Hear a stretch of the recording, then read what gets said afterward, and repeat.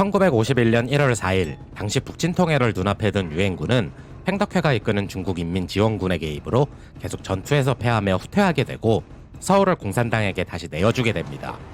때문에 계속된 패배로 유엔군의 사기는 곤두박질 쳤으며 제3차 세계대전으로 이어질까 염려했던 미국은 이승만과 대한민국 국민들 200만 명을 제주도로 한꺼번에 이주시키려고 계획하게 됩니다.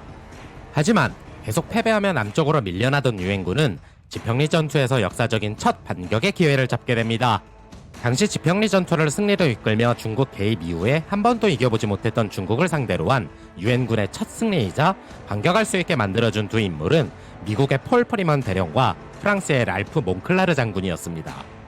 1950년 10월 19일 팽덕회가 이끄는 중국 인민지원군의 30만 병력이 압록강을 넘어오자마자 1차 공세를 시작으로 전격전을 통해 통일을 목전에 둔 우리 국군과 유엔군을 박살내기에 이릅니다.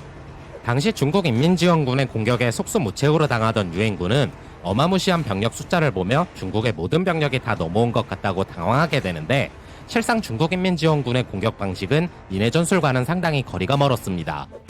오히려 유격부대가 여러 부대로 나뉘어 각 부대별로 진을 치고 있는 유엔군을 포위하고 일거에 몰아쳐 아작을 내는 소위 기동전술이 주 공격 방식이었습니다. 왜냐하면 중국인민지원군은 비행기 및 전차의 지원이 없는 순수 보병부대였기 때문인데 대부분 낮에는 산에 매복해 숨어있다가 밤이 되면 피리와 나팔을 불며 달려드니 시야 확보가 제대로 되지 않아 인해 전술이라고 착각했던 것입니다. 아무튼 중국의 무자비한 공격으로 유엔군은 통일을 눈앞에 두고 계속된 전쟁에서 패배하며 남쪽으로 후퇴하게 됩니다. 1950년 11월 24일 유엔군은 크리스마스 전까지 전쟁을 끝내겠다며 총공세를 감행했는데 이때 중국 인민지원군의 2차 공세를 견디지 못하고 장진호 전투에서 처참하게 패배함으로써 흥남에서 철수하게 됩니다. 결국 중국 인민지원군의 기세에 눌려 계속된 패전을 거듭하던 유엔군은 횡성 산마치 고개에서 치러진 3차 공세에서 국군 8사단이 전멸하면서 결국 1사후퇴를 감행, 공산당에게 또다시 서울을 내주게 된 것입니다. 그러나 한반도에서 유엔군을 몰아내려 했던 중국 인민지원군은 서울 이남의 지역들로 진출하기 위해 가장 중요한 전략적 요충지를 점령해야만 했었는데 그게 바로 경기도 양평에 있는 지평리였습니다. 그래서 중국 인민지원군 입장에서는 여기를 공략해야만이 4차 공세를 성공적으로 마무리할 수 있었던 만큼 지평리를 점령하는 데에 사활을 걸게 됩니다. 그런데 지평리는 사방이 산으로 둘러싸인 분지라 방어가 쉽지 않았는데 중국인민지원군은 이러한 지리적 이점을 활용하여 사방에서 4개 사단으로 지평리에 주둔하고 있는 미군과 프랑스군을 겹겹이 포위하여 일거에 섬멸하기 위해 쳐들어오게 됩니다. 한편 지평리 방어 총대장으로 있던 23연대 연대장 폴 프리먼은 지평리 전체를 방어하는 것이 불가능한 것임을 깨닫고 지평리 한가운데서 동그랗게 부대를 배치하여 사방에서 몰려오는 적들을 상대할 계획을 세우게 됩니다. 이때 사방을 적에게 둘러싸여 보급이 원활하지 않았지만 때마침 헬리콥터로 보급품 수송과 부송자 후송 등 엄청난 능력을 발휘함으로써 헬리콥터의 역사는 지평리 전투에서 시작되었다는 말이 생겨나게 됐습니다.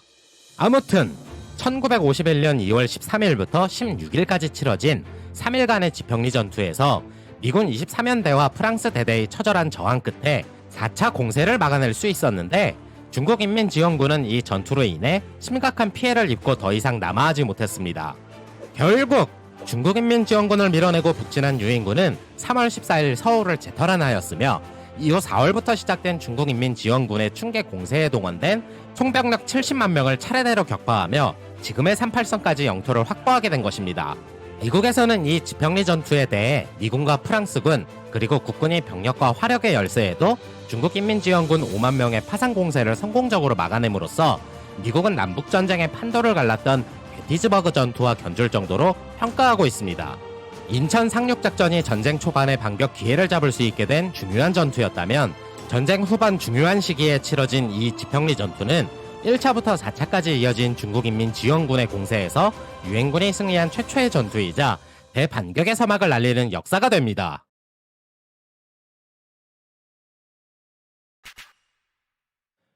혹시나 지평리를 가시게 되면 지평의병, 지평리 전투기념관을 꼭 다녀오시길 바랍니다.